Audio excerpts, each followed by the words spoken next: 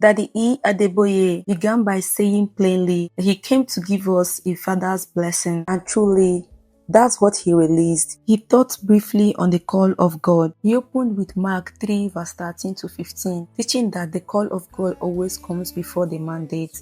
Daddy explained that God's call is a privilege, but not everyone who hears will respond correctly. He mentioned examples. Gehazi, he served, yet he ended wrongly.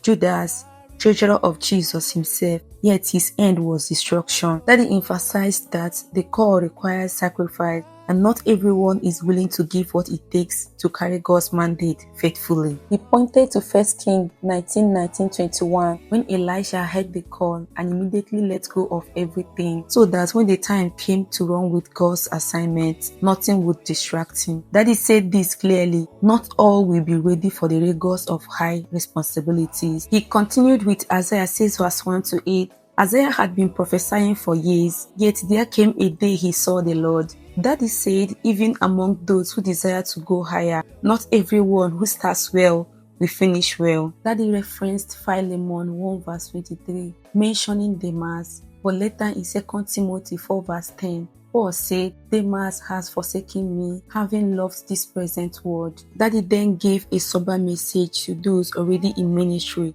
who feel they have arrived. As we approach the end of the age, he said, ministers must be far more careful and vigilant than ever before. He reminded us of the scripture, let him who thinks he stands take heed lest he fall. Daddy prayed that we will remain steadfast until the very end, because only those who finish well will be crowned. Just as Paul testified in 2 Timothy 4 6 to 8, having finished his own race gloriously. That said, the reason he came was to release the Father's blessing upon those God is calling, who are hearing his voice, who are willing to pay the price, who desire higher responsibilities, who need divine equipment to finish well. And it is for that equipping, he said, that he came, to prepare us for our mandate. That said, God will never give you an assignment that he will not empower you to fulfill. He reminded us again of Mark 3:13 to 15, saying that when Jesus called those disciples, it was because he wanted to empower them to heal the sick, set the captives free, and operate in miracles, signs, and wonders.